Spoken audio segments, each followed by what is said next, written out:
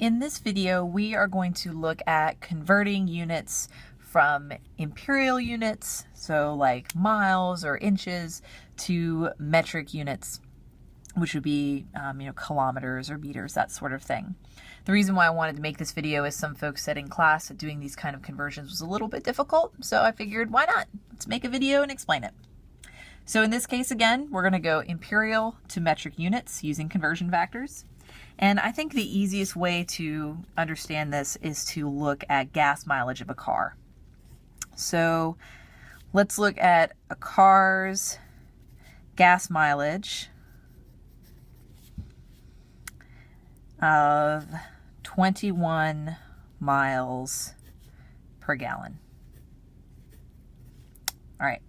Now we're given miles per gallon, but we're scientists. We don't want to deal with these imperial units. We want to know what the mileage is in terms of kilometers per liter of gas. So we need to convert miles to kilometers and gallons to liters. In order to do this, we need to have some conversion factors we can work with. Now, the only conversion factor I really care about you knowing between imperial units and metric units is that 1 inch is 2.54 centimeters. I'm going to give you that value on your exams, but it's really just a good idea to go ahead and memorize it.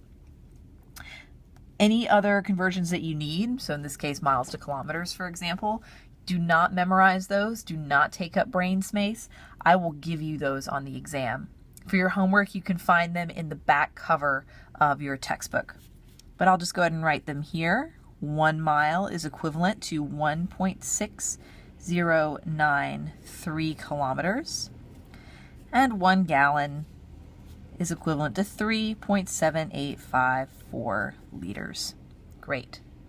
Okay, so let's see if I'm ready to solve this problem and do this conversion. I've got my starting information.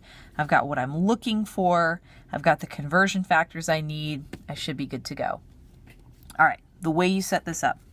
Write down the information that you are trying to convert, which in this case, 21 miles per gallon. Great. Now, we're going to set up a conversion, first going from miles to kilometers. You don't have to go from miles to kilometers. You could have chosen gallons first. You don't have to do the miles first.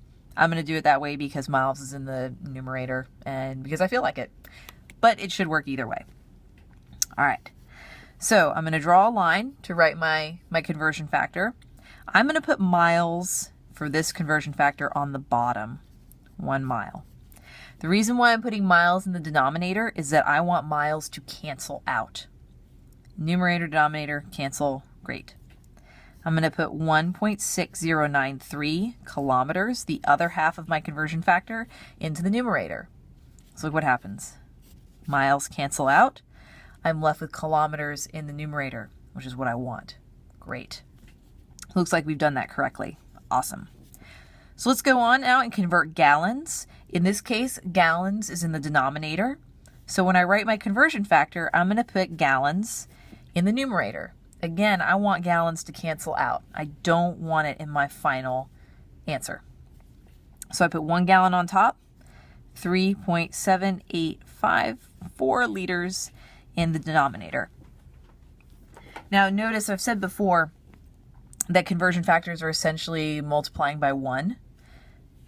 We've got 1 gallon is the same thing, the same amount of stuff as this many liters. We're changing the units. We're not really changing anything fundamental about how much stuff we have, okay? But we have to have the correct numbers on top and bottom or else the correct conversion. Otherwise, we are going to be changing the values, and that's a no-no. Okay, great. So let's just follow the yellow brick unit now. Let's make sure that our units cancel out the way they think they should and that they're going to. Miles cancel. Awesome. Gallons also cancel. Great. I'm left with kilometers per liter. Now, when you are doing conversion factors on exams, I am not going to be checking that you have written out your units like this, but I highly recommend that you do.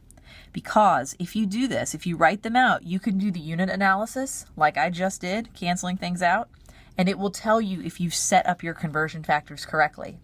If you go to cancel out miles and you've made a mistake of putting miles in the numerator, you won't be able to do it. And that will tell you, ooh, I need to go back and fix that before I put the numbers into my calculator. So I recommend writing out the units. I think it's good practice. Okay, so in the end, I know I end up with kilometers per liter, which is exactly what I'm looking for. Great. So plug these numbers in, plug and chug, get some number in my calculator. When I write my answer, I need to make sure that I write it to the correct number of significant figures. In this case, we start out with 2 significant figures. Conversion factors are defined quantities. They were not measured by me, so I am not going to count them for significant figures. I have 2 sig figs. That's the only thing that counts for sig figs. So my answer also has 2 sig figs. I get 8.9 kilometers per liter. You can use this method to solve any kind of conversion factor problem that you run into.